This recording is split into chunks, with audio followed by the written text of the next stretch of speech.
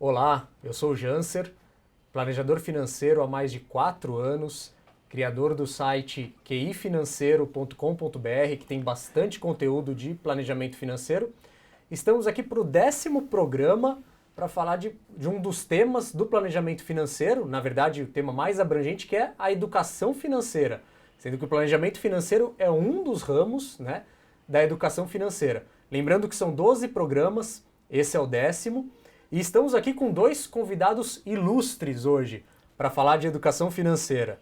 O primeiro é André Massaro, professor, palestrante, autor de livros sobre o assunto, autor e apresentador no portal Exame e consultor de economia e finanças na Jovem Pan. Tudo bem, André? Tudo bem? Obrigado pela sua presença. Vamos em frente. Temos aqui também Luiz Fernando Roxo, atua no mercado financeiro há 19 anos, teve uma atuação muito forte na Leandro Stormer, palestrante da palestra e cursos sobre investimentos nos últimos 15 anos e atualmente está voltado para um projeto muito bacana que a gente vai falar bastante aqui hoje, que é o Zen Economics. Ele é o CEO da Zen Economics, que tem um curso e conteúdo sobre educação financeira muito forte. Tudo bem, Luiz? Tudo, boa Só tarde. para retificar, eu também faço parte do Zen Economics. E o André também Isso, está né? fazendo parte desse projeto. O André é nosso sócio lá, nosso pai. Que a gente vai falar bastante sobre isso. Bom, antes da gente começar com as perguntas aqui, fala pro pessoal um pouco do histórico de vocês e como é que foi essa entrada no mundo da educação financeira. André? Tá, então começando por mim, eu sou mais recente, né? O Roxo ele já tem aí um histórico maior, desde a época do Leandro Stormer, etc, né? O meu começou aproximadamente em 2009, 2008, por aí. Oficialmente foi em 2010 quando eu publiquei meu primeiro livro, que chamava Money Fit. Então, desde então eu venho me envolvendo com a parte de finanças pessoais, educação financeira. Eu sempre fui de finanças. O ano passado, inclusive, eu fiz 20 anos de carreira profissional na área de finanças formal, assim, né? Carteira de trabalho assinada, tudo, quer dizer, eu comecei como trainee de uma grande empresa de consultoria em 1994, então já tem aí alguma bagagem. Mas finanças pessoais é um pouco mais recente. E fui levado para a educação financeira, quer dizer, um pouco antes disso, né, um pouco antes de começar essa atuação, eu estava trabalhando como trader, então eu operava a minha própria conta, eu fiquei 5 anos nessa vida, e uma vida assim, deu para viver dignamente, mas era aquela coisa, eu cheguei à conclusão de que eu virei um sujeito que eu acordava, passava o dia inteiro colado na tela do computador, ia dormir, etc. Minha vida ficou uma coisa não saudável. Certo. Então eu acabei procurando um outro caminho profissional que me desse a possibilidade de interagir com pessoas, de falar com gente. E eu vi a educação financeira como um veículo ideal para isso. Quer dizer, era e ainda é, de certa forma, um campo nascente. Mas assim, para mim eu enxerguei aquilo como uma oportunidade, algo, olha, sei fazer, tenho as condições, já sou da área de finanças, etc e tal. E desde então me aventurei nisso, quer dizer, aprendendo a virar um educador financeiro, até porque assim, existe uma grande diferença, eu aprendi isso da forma mais dura possível, existe uma diferença enorme entre um educador financeiro e um financista que fala de educação. Uhum. A gente demora para descobrir por que a palavra educação vem antes do financeira, né? Quer dizer, é difícil a gente se posicionar como um bom educador no sentido assim de conseguir motivar as pessoas, criar hábitos nas pessoas. O conhecimento de finanças ele acaba se revelando não tão importante quanto o conhecimento de educação. Então, assim, esse foi o primeiro grande desafio que eu tive, né? Quer dizer, levar aquele choque. Mas eu acho que aos poucos eu estou me enquadrando, né? Uhum. Principalmente graças às pessoas com quem eu converso, com quem eu convivo. Entre elas o Roxo. Quer dizer, o Roxo é um sujeito que ele tem grande experiência em educação, inclusive ele tem um histórico familiar, né? Então, assim, eu aprendo muito com meus parceiros. Uhum. E um dia eu chego lá, né? Não, já faz muito bem. Já faz muito bem esse papel. E você, Roxo, fala um pouco do seu histórico, então. Eu nunca fiz outra coisa, trabalhei no mercado financeiro a vida inteira. Com 18 anos eu conto a história que minha avó me arrumou 2 estágios. Ou para vender caminhão, ou para trabalhar numa corretora na bolsa. Então, um moleque de 18 anos não pensa 2 vezes, vai para a bolsa, né? Eu passei em todas as áreas que uma pessoa pode passar em investimento. Desde carimbador, analista, operador de pregão, operador de mesa, gerente, officer de private banking, gestor, agente autônomo, eu fiz de tudo. E paralelamente sempre dei aula e acabei me especializando na parte de derivativos, na parte de opções, e sou muito grato por ter conseguido persistir e ser reconhecido na área de derivativos e opções, porque eu aprendi a explicar e a ensinar coisas muito complexas de uma maneira simples. E isso é muito importante para a educação financeira. Fui sócio da Leandro Stormer, todo mundo conhece o Leandro e o Alexandre. Tenho 2 livros, um livro para crianças, inclusive de educação financeira. E a partir de 2010 resolvi ampliar um pouco a área de assunto que a gente falava e resolvemos falar um pouco mais sobre recursos e não apenas dinheiro. Nesse momento, em algum lugar, numa feira da BMF, eu encontrei o Massaro, falei, Massaro... Congresso da BMF 2013 em Campos do Jordão. 2013. Falei, Massaro, eu tenho um projeto muito legal que é economia pessoal. Ele falou, não, esse projeto é meu, tenho até livros, estou escrevendo livro e tal. Eu falei, não, mas eu já tenho um curso, já tenho um portal, já tenho marca. E a gente resolveu se unir sem nenhum tipo de documento, nenhum tipo de acordo financeiro, apenas porque a gente percebeu que realmente você precisava ampliar o assunto, porque muitas vezes, talvez a grande maioria dos problemas financeiros, eles são gerados em outras áreas da vida do sujeito. E a gente está muito satisfeito, porque a gente está percebendo que a gente está batendo na veia. Todo mundo está querendo falar sobre isso. Pois é. O dinheiro, por si só, está virando algo que as pessoas percebem que não é sustentável. Legal. Então, indo nessa linha, a gente percebe realmente uma onda de interesse por educação financeira acontecendo, todo mundo falando sobre isso. E assim, no Brasil, a gente nunca teve realmente um interesse tão profundo sobre o assunto educação financeira. Começou a borbulhar agora. Então, vocês acham que essa onda da educação financeira veio para ficar realmente? Ou é uma coisa situacional por causa da crise? Ou não? A crise até ajudou a trazer esse assunto e isso agora vai ficar na cabeça do brasileiro e talvez fazer parte agora do vocabulário dos brasileiros. Eu vejo um fenômeno acontecendo que é o seguinte. Nos Estados Unidos, eles passaram por um processo que eles chamam de financiarização. Eles usam a palavra que seria em inglês equivalente a isso, e que, na verdade, eles querem dizer assim, que assuntos financeiros começaram a permear assuntos do dia a dia. Então, para fazer coisas simples, hoje você precisa ter algum tipo de conhecimento financeiro. Então, nos Estados Unidos e em outras economias desenvolvidas, quer dizer, você tem milhões de opções de investimento, você tem milhões de opções de crédito, de previdência, de um monte de coisa, e é difícil para uma pessoa comum, sem ter um conhecimento de finanças, navegar nisso. Por isso que a profissão de planejador financeiro é tão importante e tão valorizada lá. Porque, de fato, assim, não é uma coisa tão redonda. Aqui no Brasil, até recentemente, até coisa de 2 décadas, menos que isso, a vida financeira era muito simples. Quer dizer, investir era caderneta de poupança e imóveis. Crédito ao consumo era cheque pré-datado, não tinha nada, né? Qualquer pessoa, quer dizer, aposentadoria, INSS, plano de saúde, era tudo tranquilo, tinha todas essas coisas. Só que de um tempo para cá a gente começou a passar por um processo de financiarização também. Quer dizer, coisas financeiras começaram a entrar no dia a dia de pessoas. Então hoje as pessoas, até para coisas simples, precisam tomar decisões financeiras que são razoavelmente complexas. Por exemplo, vou ao supermercado e eu tenho a opção de pagar no cartão de crédito à vista ou em 3 vezes parcelado. Pode parecer uma coisa absolutamente banal, mas é uma decisão financeira. Quer dizer, se a pessoa não pensar financeiramente, ela não toma a decisão certa. Que então, impacta o fluxo de caixa nela, exatamente. Que já pode impactar os investimentos, é isso aí. Então, esse interesse pela educação financeira eu vejo como uma consequência desse processo de financiarização que nós estamos no começo.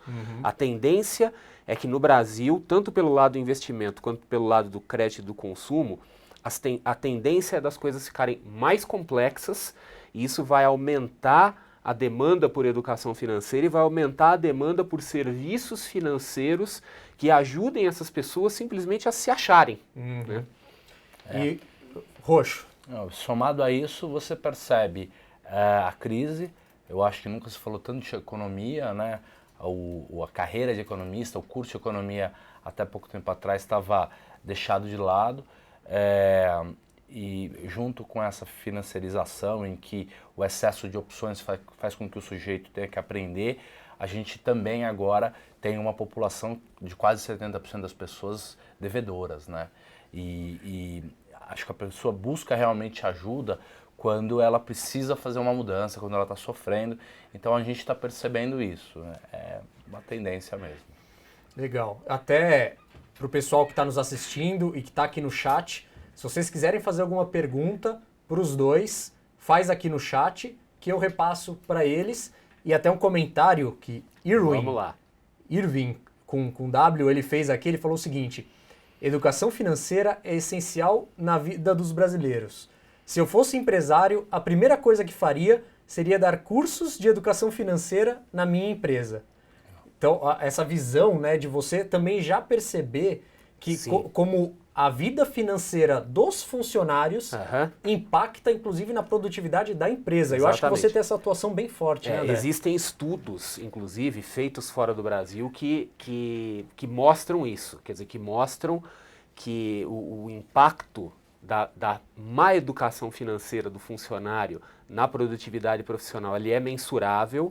Tá? O investimento em educação financeira feita por empresas, ele gera retorno. Quer dizer, inclusive, para quem tiver interesse pelo assunto, no meu site, andremassaro.com.br, tem na área de downloads um material que chama Guia de Educação Financeira no Ambiente de Trabalho, que é um e-book gratuito, é só entrar lá e baixar, que ele foi feito para profissionais de RH e assistentes sociais. Ele não é um material sobre finanças, mas ele é um material que mostra como que uma organização pode implementar programas de educação financeira para os seus colaboradores e como fazer isso da forma mais adequada, sem gerar conflito de interesse, etc. e tal. Então isso que ele falou, isso que o Irving falou é uma coisa, mostra assim, uma cabeça de empresário moderno. Quer dizer, hoje é considerado uma prática de gestão moderna procurar auxiliar os colaboradores na gestão financeira, porque a empresa ela se limita a dar a contrapartida em dinheiro. E de fato, assim, a obrigação da empresa termina aí. A empresa tem que pagar e de preferência pagar no dia. Só que eles chegaram à conclusão que isso não está sendo suficiente e os impactos da má gestão financeira estão refletindo na empresa. Então eles acabam pagamento, né? Quer dizer, na teoria deveria ser assim, o empregado ele trabalha, a empresa paga, né? Deu o negócio, tem uma contrapartida, acabou. Mas a prática está mostrando que não é bem desse jeito. As empresas e organizações precisam sim se envolver mais. Legal. Roxo, aumentar a rentabilidade nos investimentos é o objetivo da educação financeira? E por que eu pergunto isso? Eu, como planejador financeiro também, e vocês já devem ter percebido isso, muitas vezes a pessoa chega para você e fala que o que ela quer de você é aumentar a rentabilidade nos investimentos. Fala, olha, qual que é o melhor investimento para mim? Onde que eu tenho que colocar o meu dinheiro? Enfim, queria que você falasse um pouco se esse é o objetivo da educação financeira, se não, qual é? E eu sei que no Zen Economics vocês falam dos 5 recursos. E acho que até poderia falar um pouco disso também. Claro. Nem de perto o objetivo da educação financeira é aumentar a rentabilidade. A rentabilidade é um pedaço muito pequeno da vida financeira da pessoa, principalmente porque se você quiser aumentar a rentabilidade, você vai ter que aumentar o risco. Então não é uma coisa tão do palpite assim, né? As pessoas querem um simples palpite e não é isso que elas precisam.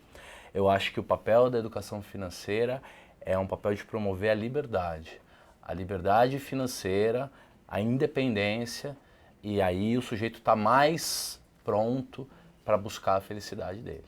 Então, tem muito pouco a ver com rentabilidade, né? Você perguntou um pouco dos Zen Economics e a nossa filosofia dos recursos. Eu vou tentar rapidamente passar aí qual que é o conceito. A gente tenta ajudar a pessoa a não apenas se equilibrar financeiramente, mas equilibrar a sua vida como um todo. A gente começa dizendo que a menor parte da nossa vida são os eventos, né? As coisas que acontecem. A gente tem eventos em que a gente não tem como interferir, que é a grande maioria deles, a chuva, o jogo do Corinthians, seja o que for. E uma parte pequena dos eventos são os eventos que a gente consegue interferir, a gente pode fazer uma escolha, e essa é a única maneira que a gente tem de alterar, mudar e melhorar a nossa vida. Então, a gente melhora a nossa vida através das escolhas. E a economia comportamental, o Daniel Kahneman nos ensinou que a gente tem duas maneiras de tomar decisão. A maneira devagar, que é a maneira analítica, que é, se você tomar uma decisão importante, é a mais indicada. Você para, pensa e escolhe. A outra maneira de tomar decisão é a automática. Ela praticamente são os hábitos. E aí, talvez 90% das nossas escolhas sejam feitas automaticamente através dos hábitos. Então, voltando, né, a única maneira da gente melhorar e mudar a nossa vida é através de melhores escolhas e melhores hábitos. É a maneira que a gente muda a nossa vida. E como é que a gente faz para ter melhores escolhas e melhores hábitos? A gente tem que ter opções, alternativas. Porque se a única escolha, a única alternativa for arroz com feijão, nós não temos escolha. A gente tem que aceitar e acabou. A não ser que a gente queira passar fome. Então, como é que a gente faz para ter opções, para ter alternativas? A gente tem que ser rico.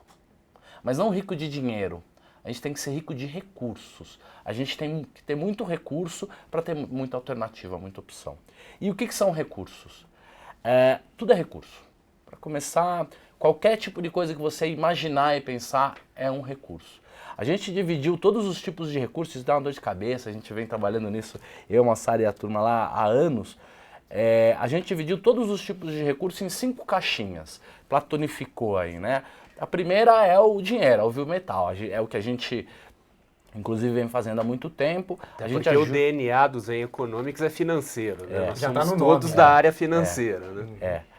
E a gente ajuda as pessoas a se planejar e aprender sobre dinheiro. O segundo recurso, que é tão ou mais importante do que o dinheiro, obviamente é a saúde.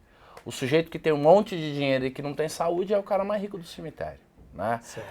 Não existe vida, né, se não houver saúde. Então a gente tem lá um médico que dá aula em Harvard, que é o médico da medicina do esporte, que é o Dr. Rogério, a gente tem um campeão de MMA, que é o Thiago, a gente tem uma nutricionista e maratonista, que é a Clara.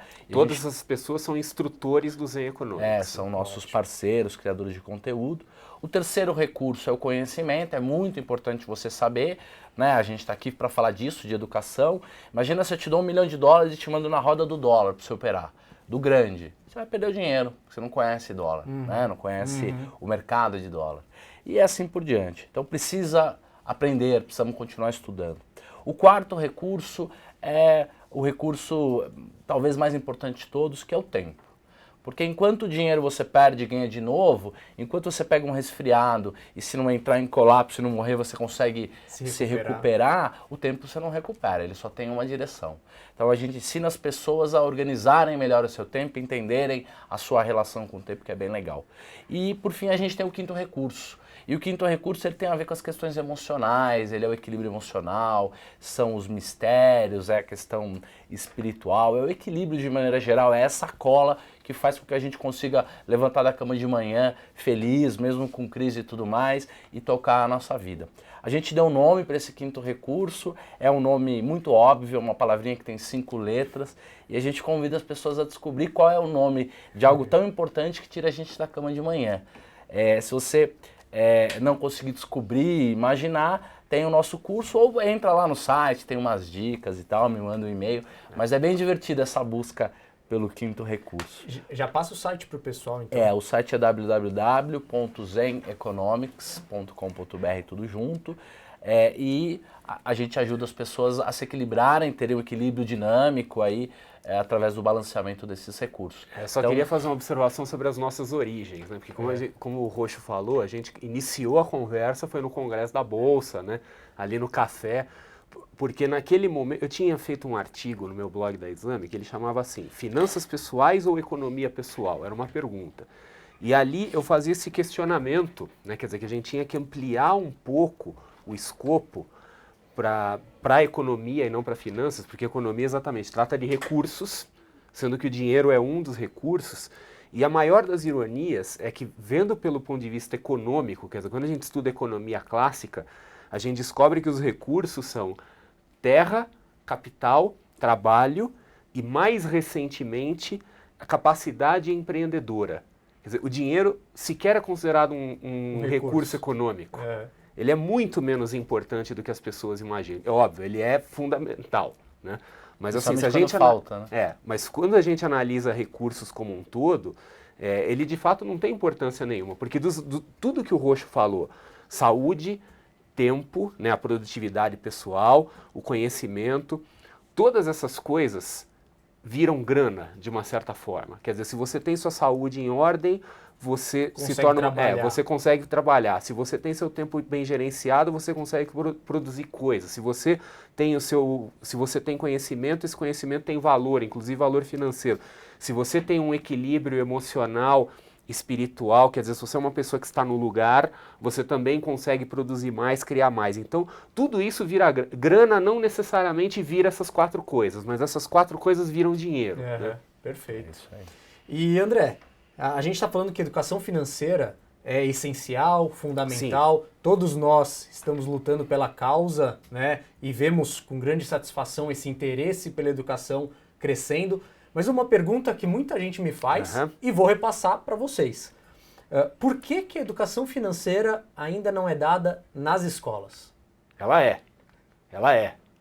Nos últimos 2 anos a coisa dá uma mudada boa. Né? Não em todas, mas assim, algumas escolas particulares estão fazendo iniciativas já de educação financeira e existe a iniciativa governamental, a ENEF, né, Estratégia Nacional de Educação Financeira, que ela está procurando não necessariamente criar educação financeira dentro da escola, mas pelo menos contextualizar, inserir elementos de educação financeira em outras matérias, até porque hoje poucas escolas têm condições e recursos de criar uma nova disciplina, educação financeira, tá? Mas assim, existem muitas iniciativas, é uma coisa que está começando, obviamente não é ainda muito difundida, mas a tendência é isso crescer. Mas o que é importante falar sobre esse assunto é o seguinte, não é um consenso. A questão da educação financeira na escola, quando a gente discute assim, informalmente, ela parece o melhor negócio do mundo, né? Pô, mas por que não ensinam isso na escola? E de fato, assim, é muito intuitivo. Você fala, por que as crianças não aprendem isso?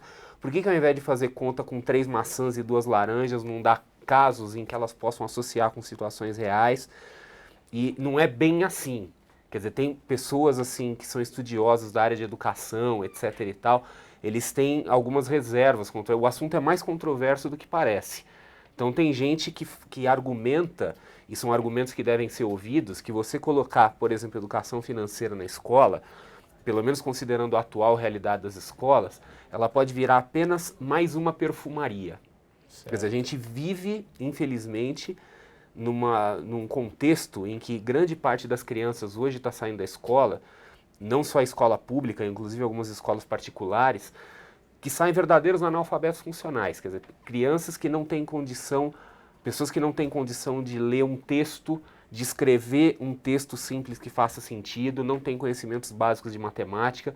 Então, fala assim, as escolas elas estão falhando no básico, quer dizer, você vai enfiar mais uma coisa ali que no fim das contas pode mais atrapalhar do que ajudar. Então, assim, dentro do universo dos educadores, que eu não faço parte, quando eu falo educador, eu estou falando educador mesmo, aquele sujeito formado, aquele que estudou, que é um acadêmico, etc. e tal, que é educador mesmo, um pedagogo, etc. Entre eles não é consenso essa coisa da educação financeira nas escolas. Certo. Tá? Então, por isso, assim, que as pessoas precisam ficar sempre muito atentas, porque às vezes uma ideia ela pode parecer fantástica, assim, numa conversa informal, mas se a gente analisa ela a fundo, ela pode não ser tão simples quanto a gente imagina. Mas o que precisa deixar claro aqui é o seguinte, hoje existe. A maioria das escolas, algumas têm, e a maioria está pelo menos discutindo o assunto. Quer dizer, não é um assunto hoje estranho às escolas. Perfeito. Já está melhorando. Exatamente. E já existem iniciativas mais avançadas, acho que no universo das escolas particulares também, sim, né? No universo público tem a ENEF, tá, que é uma iniciativa, as coisas governamentais geralmente não costumam funcionar muito bem, mas é uma iniciativa louvável, quer dizer, tem pessoas sérias ali por trás daquilo, bem bacana. E existem coisas similares no mundo, quer dizer, isso é um movimento mundial, não é uma coisa só do Brasil, quer dizer, em vários países do mundo esse assunto tem sido discutido. Perfeito. Roxo, você, o brasileiro em geral tem bons conhecimentos nessa área da educação financeira? Porque, como a gente discutiu aqui, talvez você saia da escola, muitas vezes um analfabeto funcional. Sim.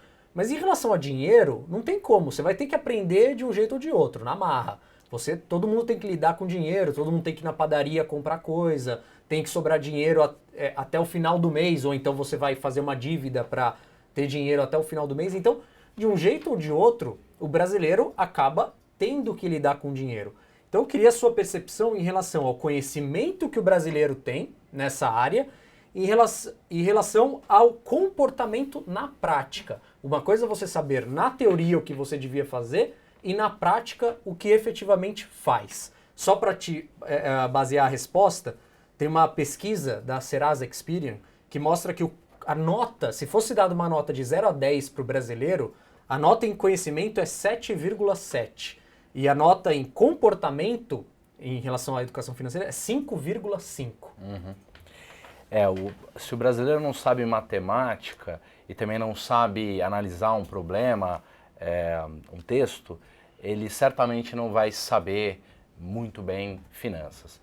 Principalmente porque finanças usam uma matemática não linear, não é uma matemática linear.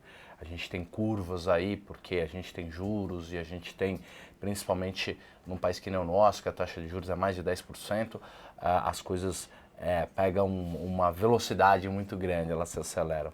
Então, não tem conhecimento.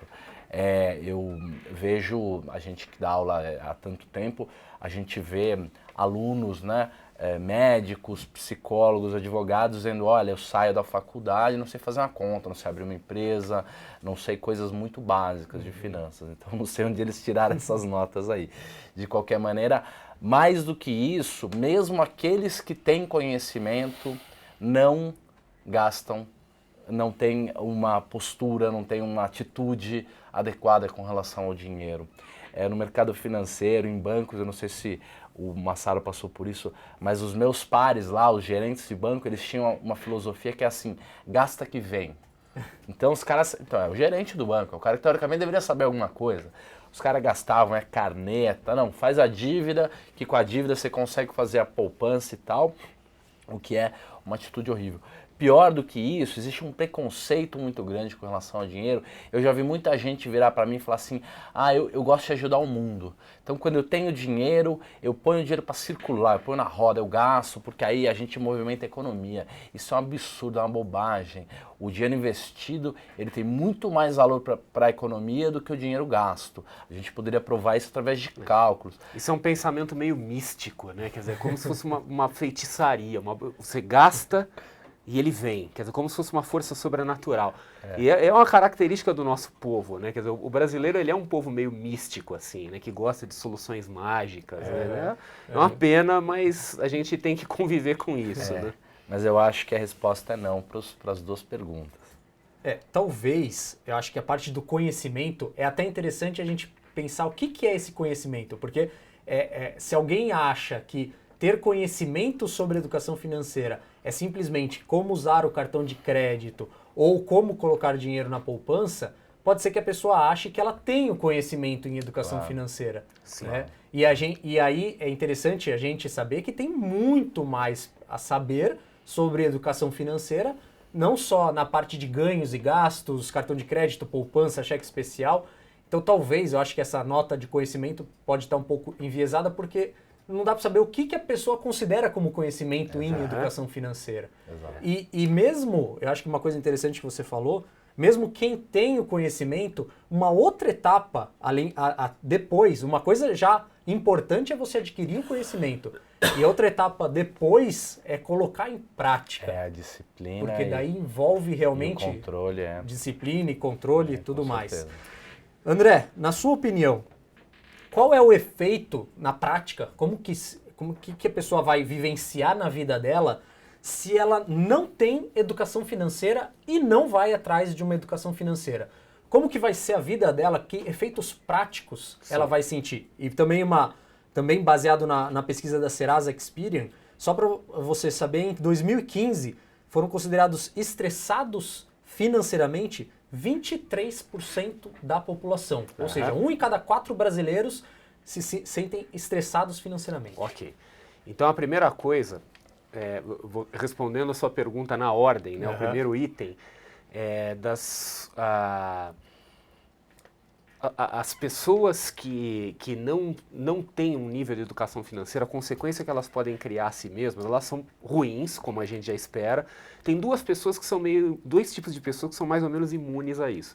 Quer dizer, tem pessoas que têm uma sorte inexplicável, que às vezes o sujeito ele está naquela situação, ele está sempre devendo dinheiro, arruma alguma coisa, etc e tal. E às vezes ela acredita na própria sorte, né? Quer dizer, é o pensamento místico, ela acredita que ela é protegida, assim. Que no final das contas vai dar certo. É que às vezes, assim, por uma questão de sorte, ela acerta 10 vezes na sequência, né? Num mundo de 7 bilhões de habitantes pode acontecer, né? E a outra é aquelas pessoas que já são ricas. Então, assim, o sujeito que ele já é rico, nasceu rico, ele pode torrar dinheiro, às vezes ele tem um patrimônio que até a 10ª geração ali ele está garantido, ele não vai conseguir gastar aquilo. Agora, para as pessoas normais, que não têm tanta sorte e não nasceram ricas, a falta de educação financeira costuma trazer consequências sérias, que podem não ser imediatas, mas podem ser no médio e no longo prazo. Então, a pessoa, muitas vezes, ela compromete patrimônio, ela acaba comprometendo as próprias relações familiares, etc. e tal, e ela pode chegar num momento crítico da vida dela e não ter dinheiro, não ter grana, não ter recursos e não ter condição de manter o seu padrão de vida.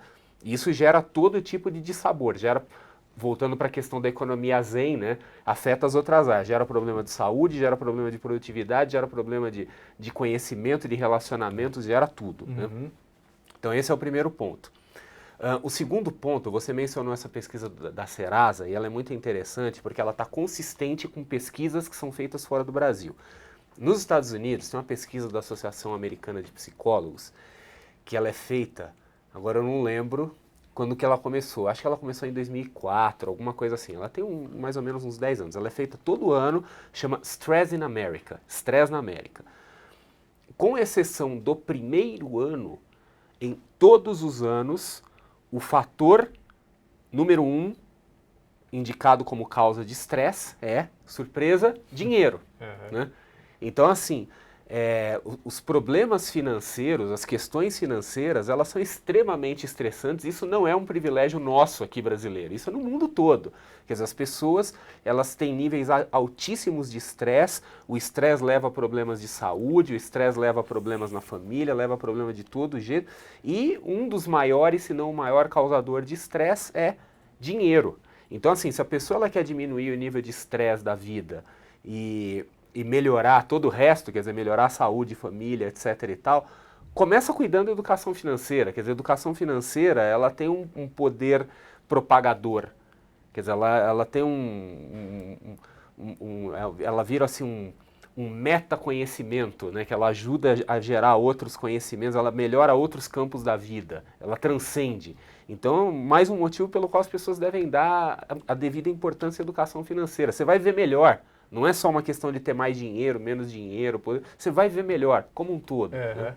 Bacana. Ó, o Irwin fez mais uma observação interessante aqui, Roxo. Vou passar para você essa.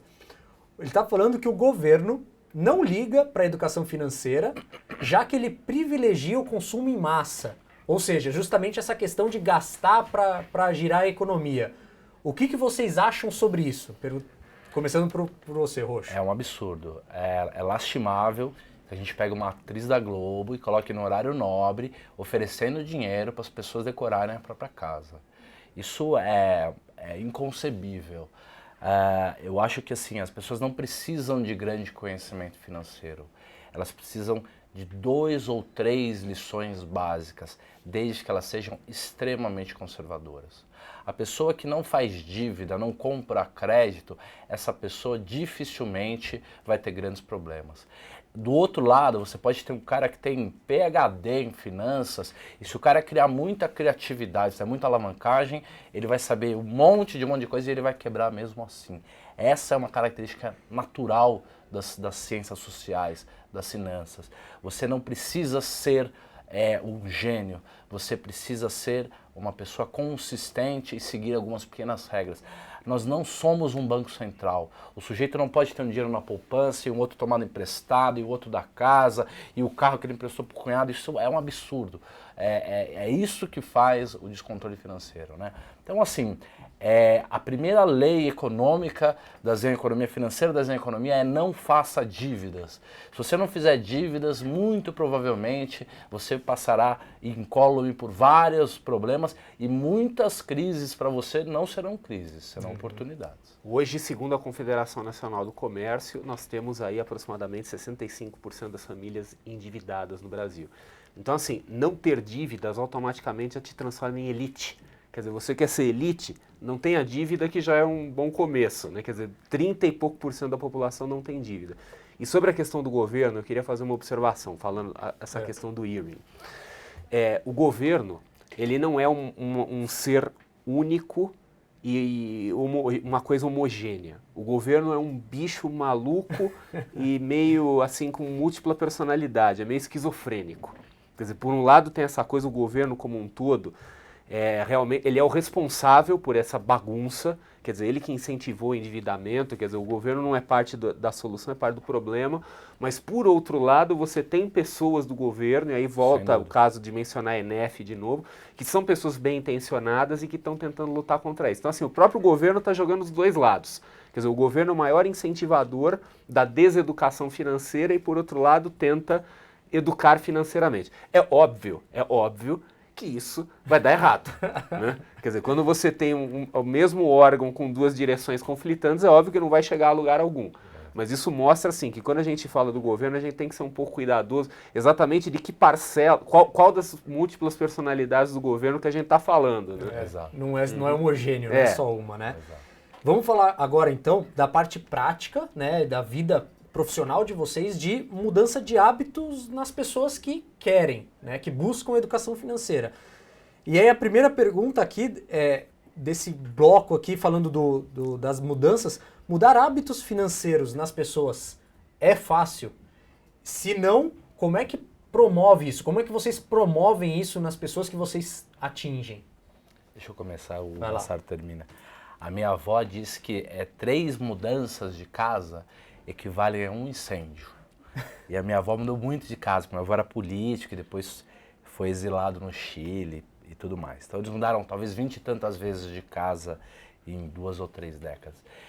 E é verdade, a mudança é algo muito traumático. Mudar alguma coisa é muito difícil. E o hábito, como a gente falou, ele é algo automático. A gente tem aquilo, aquela decisão, a gente não pensa para fazer. É algo que está condicionado. Então mudar algo que está condicionado é muito traumático, por isso que não é nada fácil a mudança. Uhum. Definitivamente não é fácil, né? É desconfortável a mudança e é nessa hora que a gente vê a diferença entre informação financeira e educação financeira. Quer dizer, é muito fácil passar para as pessoas o conhecimento financeiro, explicar o que é o melhor investimento, como consome melhor, etc. e tal, mas isso é equivalente entre você ler um livro de dieta e fazer a dieta. Quer dizer, ter o conhecimento não necessariamente significa que a coisa acontece. Para a coisa acontecer, envolve um grau de desconforto. E a maioria das pessoas, na verdade, elas não estão dispostas a passar por esse período de desconforto. Quer dizer, elas não estão dispostas a ter um desprazer no curto prazo para ter um prazer maior no longo prazo. A nossa mente não entende isso. A nossa mente ela é voltada para o curto prazo mesmo. Para o momento, né? Então, assim, é o carpe diem, é lindo isso, é poético, né? Quando a gente fala, parece tão emocionante a gente ver no filme, os caras pulando junto com o Robin Williams lá, né? Aquela coisa toda. Mas, assim, na vida prática, quer dizer, essa coisa toda, essa emoção da vida, na verdade, ela é ruim para você. Esse tipo de mentalidade é ruim. Quer dizer, você curte o momento, muitas vezes você nem curte do jeito que gostaria, mas você compromete completamente o futuro. Então, é antinatural para a maioria das pessoas deixar de fazer as coisas no momento presente para ter uma melhor situação no futuro. Então, é muito difícil, é muito desafiador. Né? Uhum. Aliás, esse é o grande desafio da educação financeira, não é passar a informação, mas é conseguir convencer o sujeito de que ele tem um futuro. Uhum. A vida não é hoje e amanhã eu não sei nem se eu vou estar vivo. Não é isso. Né? Hoje há uma grande possibilidade estatística de que amanhã nós estaremos respirando novamente, né? Quer dizer, não é assim, o risco da gente morrer, não sei o que, é tão alto assim, não é tão alto assim, né? Provavelmente, se nada errado acontecer, nós vamos continuar vivendo e nós vamos precisar de dinheiro, né? E dá para aproveitar a vida sem dinheiro também. Tem um monte de coisa de graça, né? Você consegue ver filme, você consegue ir num parque, você consegue encontrar os amigos. É só ter criatividade e dá para aproveitar sem precisar abrir mão do futuro, né? As pessoas acabam dando uma importância ao dinheiro que o dinheiro muitas vezes não tem. Ele é importante, mas ele não é tão importante. Eu acho que você falou uma coisa interessante da pessoa se convencer a passar por aquele período de dor para realmente depois aproveitar talvez muito mais tempo de uma outra maneira melhor, né? E eu vejo que no planejamento financeiro a gente promove isso perguntando para a pessoa qual que é o seu real desejo, quais que são os seus objetivos, quais são os seus planos. E quando ela percebe que está indo na direção oposta aos reais planos que ela tem, fala, puxa, então vale a pena passar por esse período de dor, porque eu já estou vendo alguma coisa lá na frente que é realmente melhor para mim, que é alguma coisa mais concreta do que eu vou querer, vou conseguir. Né? Então acho que isso pode ajudar também as pessoas saberem que dá para mudar hábitos, muitas vezes pesando na balança, percebendo que vai ter dor, vai ter um desconforto sim, mas o que você vai ganhar lá na frente? Exatamente, porque as pessoas não se enxergam no futuro. É a mentalidade do carpe diem, agarre o momento. Então, assim, é tudo voltado para o momento. As pessoas, elas têm uma enorme dificuldade, por exemplo, de se projetar, de imaginar como vai ser a própria vida daqui 10 anos, 20 anos, etc. E muitas vezes racionaliza, fala, não sei nem se eu vou estar vivo daqui. Né? E isso acaba sendo... Tudo bem, de fato a gente pode não estar vivo, mas na grande maioria das vezes... na grande maioria das vezes esse é um argumento escapista. Né? Então, as pessoas, elas precisam, de alguma forma, tentar conversar com o seu eu futuro, né? Fala, ó, senta aí e imagina, quer dizer, você está daqui 10, 20, 30 anos, quer dizer, e aí, como é que fica? Né? O que você gostaria que o seu eu futuro falasse para o seu eu presente? Você quer levar um puxão de orelha, alguma coisa assim, né? Porque você não guardou dinheiro nem nada, agora você está passando dificuldade lá na frente. Às vezes seria bom levar esse puxão de orelha. Exatamente, né? A hora que inventar uma máquina do tempo vai ter um monte de gente levando puxão de orelha aí, né? E quais são os canais que vocês indicam por onde as pessoas podem se educar financeiramente? Falando primeiro das possibilidades e depois eu acho que a gente até pode discutir um pouco mais do que vocês já fazem e tudo isso. Então, quais são as possibilidades hoje para alguém que quer se educar financeiramente? Onde que ela pode buscar essa educação financeira? Roxo. Assim, a gente tem muito conteúdo lá, todo mundo está super convidado para conhecer o site do Zen, o site do André, o QI Financeiro, mas de qualquer maneira, se existe um desequilíbrio financeiro e a necessidade de um ajuste, isso vai passar necessariamente por controle, não tem muito jeito. Vai ter que fazer a tal da planilha, é um saco, é chato mesmo, mas durante algum período, pelo menos, você precisa fazer contas nos centavos, porque fazer conta de cabeça não funciona. E provavelmente é isso que você vem tentando fazer, né? Falando aí para a pessoa que está desequilibrada, eu ganho 4, aí mercado e todo mês fura. Exatamente porque ela não fez a conta certinho. Então é muito importante procurar um método e seguir um método. Existem ótimos métodos por aí, nós temos, vocês têm. Agora, é muito importante também entender a realidade dela. A maioria, grande parte dos planejadores financeiros e dos sistemas são voltados para as pessoas que têm salário. É ridículo. A gente faz isso, estou considerando eu junto também, porque também o meu sistema é muito mais fácil se você tiver um salário, porque tem uma base, né? Você tem uma receita, fica fácil de fazer. Fica tudo previsível. Mas a gente tem que lembrar que talvez 30%, 40% da população hoje esteja vivendo de trampo, né? E é um percentual que vai aumentar. Isso, né? isso. Hoje a gente ouve falar cada vez mais de desemprego novamente sendo um assunto. E também chegando a questão da terceirização, que eu acho totalmente. que o movimento para a pessoa ser um autônomo, ter que cuidar, ser a sua própria PJ, né? É muito forte. Hoje não tem emprego, mas tem muito trabalho. Tem muita coisa que pode ser feita, tem muita gente querendo pagar por um bom trabalho. Mas você tira o elemento da previsibilidade financeira. Então, eu acho que o fundamental do planejamento financeiro, da educação financeira, é você não aceitar as coisas que te falam por aí. Você precisa questionar e ter as suas próprias conclusões, entender isso de maneira profunda.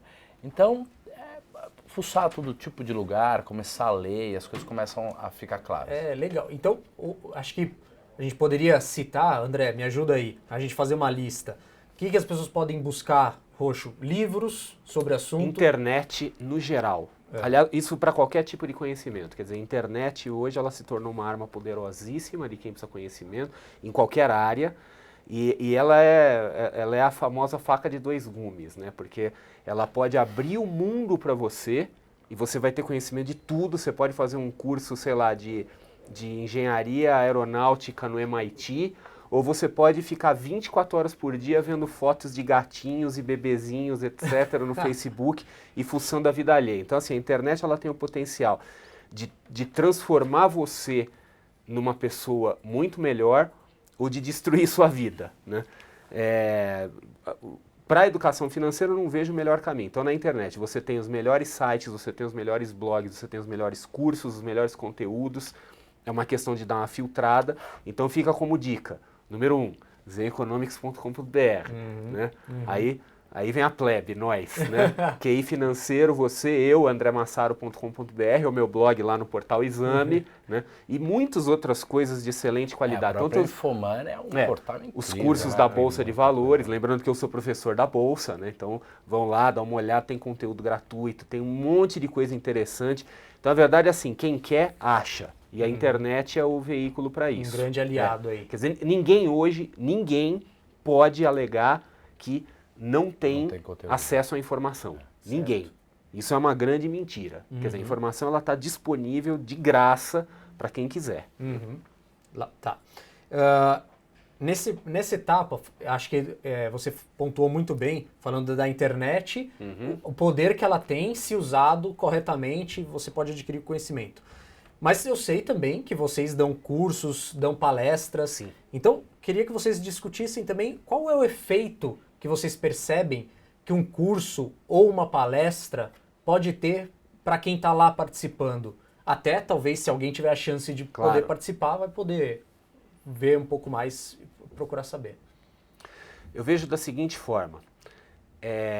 Quando eu faço muita palestra, né, principalmente para empresas, palestras em company, etc., eu sigo um modelo, até um modelo assim que já foi desenvolvido por psicólogos fora do Brasil, que é modelo de mudança de comportamento, de mudança de hábito. Então, assim, tem uma primeira fase na mudança de hábito, na mudança de comportamento, que é a chamada fase contemplativa. Quer dizer, a pessoa ela sabe que o problema existe, mas ela não reconhece o problema como dela.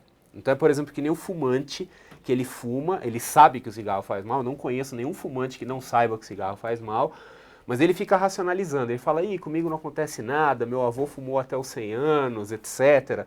Quer dizer, ele sabe que o problema existe, mas ele não se vê como parte do problema. Uma palestra, ela tem essa capacidade de quebrar isso. Então, às vezes você fala assim, 1 hora, 45 minutos, não é tempo suficiente de passar conhecimento nenhum. Você não passa nenhum conhecimento relevante, aprofundado nesse tempo. Mas muitas vezes a pessoa ela pode levar aquele choque e falar, opa, isso aqui me diz respeito. E aí sim, ela vai procurar. Na verdade, assim, quando a pessoa ela se convence de que ela tem um problema, ela se educa sozinha. Porque ela vai buscar recursos, ela vai ler, ela vai se informar, ela vai eventualmente procurar ajuda profissional, e aí as coisas se resolvem. Mas assim, o papel de uma palestra, seja online, seja presencial, etc e tal, quer dizer, esse primeiro contato é tentar quebrar essa resistência. E muitas vezes até para a pessoa se convencer, fala, olha, seu problema tem solução. Não existe problema financeiro ou qualquer problema não natural que não tenha solução. Então as pessoas às vezes falam, mas o meu problema é diferente. Você não entende a minha situação. Cara, eu ouço isso todo dia. Todo dia alguém fala comigo dizendo que a situação dele é diferente, que não tem solução e que eu não entendo. Cacete, não é assim. Né? É tudo igual. Tá? Então, assim, que é dolorido, é chato, etc e tal, mas tem solução. E não tem fórmula mágica, muitas vezes, que a pessoa quer aquela fórmula mágica, né? Tem que realmente passar por um processo de conscientização e ação. Dá para resolver sem dor? Não. Basicamente não, essa é a resposta. Porque precisa fazer a mudança. Roxo, ainda nessa questão de palestra, curso, você tem um curso muito bacana também no site, que é o Faixa Amarela. Então eu queria que você comentasse um pouco dos efeitos que você já percebe de quem faz os cursos e especialmente esse do Faixa Amarela. A gente percebeu que não adianta você apenas informar e passar conhecimento se a pessoa não fizer a mudança e se ela não tiver uma maneira prática de acompanhar essa mudança e de medir a sua situação. Então a gente criou um curso básico, é um curso em que a gente tem alguns módulos e várias aulas sobre cada um desses assuntos, dinheiro, conhecimento, saúde, tempo e o quinto recurso. E a gente, no final de cada um desses módulos, tem um questionário. E nesse questionário, a pessoa não vai medir se ela aprendeu o que está lá. Ela vai medir como está a situação dela com relação àquele recurso. E aí ela tem que fazer uma autoavaliação. A gente estava conversando sobre isso, porque se você está terminando o curso, né? Então ela se autoavalia, ela recebe uma nota no final, um raio-x, a gente manda um relatório dos pontos fortes e fracos, aonde ela precisa melhorar. E aí a ideia é que daqui a pouco ela faça um novo questionário e ela consiga começar a perceber a mudança. Então, a gente tem um curso que você ensina, que você dá um guia prático, que você dá um monte de material de suporte complementar e ainda faz o questionário para que ela se meça e depois continue se medindo para que ela consiga enxergar a sua evolução. A gente acha que a única maneira de realmente fazer a transformação é essa, o pacote todo. Porque só a informação ela conscientiza, ela te deixa chateado, você percebe que realmente você tem que mudar, mas é muito difícil dar os primeiros passos. Né? Uhum. Até inclusive vem muito em linha com uma pergunta aqui do Marco Moura. Ele fala assim, se é difícil mudar os hábitos, como o cidadão comum, sem educação financeira, pode contar com um profissional? Se não adianta só ler o livro sobre dieta, ele usou o seu exemplo, mas sim fazer a dieta de fato, precisamos então de um personal trainer financeiro? E aí, deixo a abertura para vocês também responderem, mas lembrando que a gente teve um dos programas aqui, e convido você, Marco, a procurar, sobre essa carreira do planejador financeiro e como que é essa questão do planejamento financeiro pessoal. Então a gente teve um programa sobre isso, mas abro aqui também para a resposta do... Sim, eventualmente sim. Tá? Eventualmente a pessoa pode precisar de uma ajuda profissional, de um planejador, ou usando a analogia de um personal trainer. Muitas pessoas contratam um personal trainer e costuma funcionar, porque gera uma certa contabilidade, assim, né? Quer dizer, gera tem uma coisa que fica mensurável, etc e tal. Mas assim, ainda não existe uma tecnologia que permita, por exemplo, eu chegar assim, olha, o personal trainer, a hora dele custa, sei lá, R$200, chutando. Eu te pago R$1.000, mas você faz os exercícios e faz as coisas aí, eu só quero o teu benefício. Quer dizer, não existe isso ainda, né? É que nem no nutricionista, por exemplo. O nutricionista ele vai te dar um programa. Ele não consegue fazer o programa no seu lugar. O personal trainer não consegue fazer o exercício no seu lugar. Eu lembro que tinha um filme que trocava de corpo e aí o personal não fazia... Não dá, bota o cérebro de um no outro, daí eu te devolvo o seu corpo em ordem. Ainda né? não temos ainda isso. Não, um dia vai dar, tá? Um dia a gente vai ter uma solução tecnológica para isso, mas no momento não tem. E o mesmo vale para o planejador financeiro. O planejador financeiro, ele não está vivendo no corpo do sujeito para saber o que ele faz com o dinheiro dele, como é que ele se relaciona com a família dele, se ele cede a pressões de consumo dentro de casa, tudo isso. Então, assim, esse tipo de coisa não tem jeito, ele vai ter que fazer sozinho. Ele pode ter toda a ajuda do mundo, mas ele tem que fazer as coisas. Quer dizer, não dá para alguém entrar dentro dele e fazer aquilo no lugar dele. Então, realmente, essa barreira da mudança de hábito, para muitos é uma barreira intransponível. Pode ter todos os livros, todos os personal trainers financeiros, ou seja lá o que for, a pessoa não vai para frente. Até porque ela não está disposta a passar por aquele período de dor inicial por um benefício maior lá na frente. Ela não enxerga esse benefício lá na frente. Eu acho que tem uma questão de perspectiva também.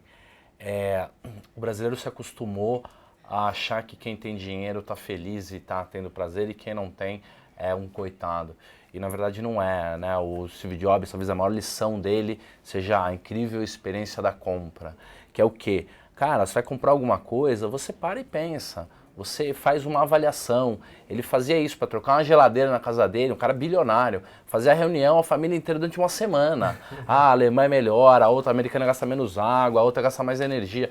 E isso era incrível, porque se você começar a fazer as compras parando e pensando, boa parte dos problemas vão ser resolvidos. Ótimo. Bom, e veio uma pergunta pelo Facebook para a gente também, lá no evento, pergunta da Karen. Ela quer saber sobre esse mercado de trabalho para os educadores financeiros. Ela quer saber de vocês como está o mercado de trabalho para quem quer ser um educador financeiro ou quem já é um educador financeiro e dicas de como se especializar para entrar nesse mercado, quem ainda não está. Tá, então assim, o mercado de educação financeira ele é um mercado pequeno e crescente. Hoje tem poucas pessoas no Brasil que conseguem viver exclusivamente de educação financeira, que é um mercado que ainda está crescendo, assim como o mercado de planejador financeiro. Ele é um mercado novo, em fase de crescimento, quer dizer, ele certamente vai crescer muito ainda, mas hoje, até assim, as próprias pessoas não sabem que isso existe, que existe um profissional que faz isso, né? Então, assim, é um mercado que ele está crescente, ele ainda tem seus desafios. E uma coisa que é muito interessante, eu recebo muito esse tipo de pergunta, e ela botou aí de certa forma, quer dizer, o que a pessoa tem que fazer? Ela tem que fazer um curso, ela tem que fazer uma certificação, ela tem que ter uma licença para ser educador financeiro? Não, tá? Não tem curso, tem gente aí que já começa a surgir falando, não, porque eu tenho uma certificação não sei o que, não sei o que. Cada um inventa a certificação que quiser, tá? Eu vou criar a minha certificação e vou cobrar R$1 milhão para vocês serem um coach financeiro certificado meu. Né? Não tem valor nenhum isso aí. Tá? O próprio, não há uma obrigatoriedade profissional, quer dizer, não é uma profissão regulamentada e o mercado não reconhece. Então, assim, algumas pessoas até podem, por exemplo, fazer um curso, fazer uma formação, que isso pode dar um norte para a pessoa, mas não é um pré-requisito. Dentro do mercado financeiro, o que é pré-requisito? Pré-requisito é aquela coisa, tem coisas que você tem que ter registro na CVM, etc e tal, o resto não é pré-requisito. Então, o que é importante que eu vejo para um educador financeiro? Tem que ter conhecimento de finanças, sim, né?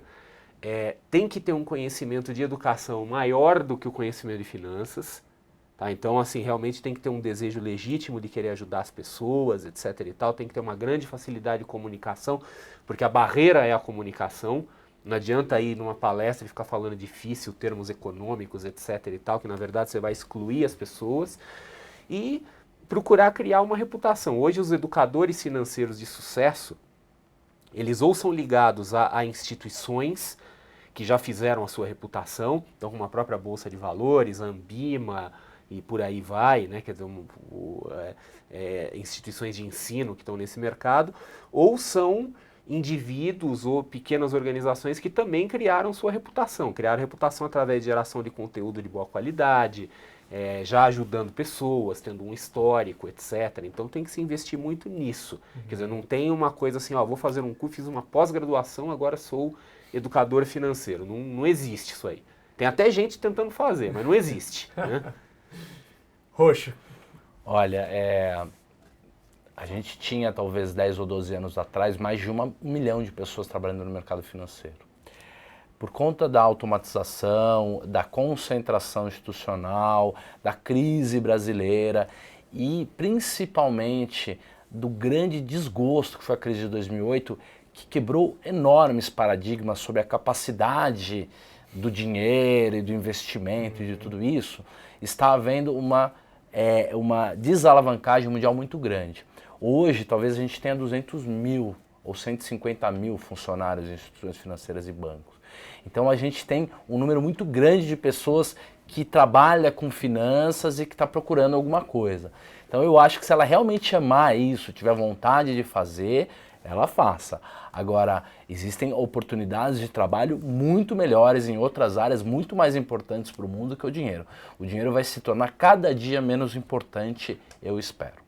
O mercado financeiro já não é mais aquela coisa, assim, uma opção de carreira super atrativa. É boa ainda, mas quando já a foi gente bem era melhor, moleque, né? era sexo, né? Era um negócio legal, tinha pelo. Hoje em dia, Quando eu comecei a coxinha. carreira profissional no início dos anos 90, aquilo era o caminho, né? O caminho. Hoje já não é mais tão atrativo. Né? Ainda bem. Bom, o pessoal do chat está agradecendo aqui esse bate-papo. Eu também tenho muito a agradecer a vocês. Não, eu que agradeço a interação, as bem perguntas. E legal. só, assim, se ficou algum comentário, qualquer pergunta que ficou sem resposta ou algo que venha, é só lembrar, eu, o Roxo, você, Passa seus nós contatos, estamos permanentemente à disposição. Então, Passa o pode site. ir no site do Zen Economics, né, zeneconomics.com.br, pode deixar perguntas lá. Quem quiser falar comigo diretamente, eu estou em todas as redes sociais, tudo com o meu nome, eu sou o cara mais facilmente encontrável da face da Terra. Roxo também, né? Eu também. Pode mandar um e-mail no luiz.roxo@zeneconomics.com.br e a gente adora interagir, a ideia é essa mesmo. Muito obrigado pelo programa de hoje. Tenho certeza, então, que a onda da educação financeira veio para ficar. Estamos aí, né? Vamos ter muito trabalho pela frente. Obrigado a você que nos acompanhou e até terça que vem no próximo programa. Tchau, tchau.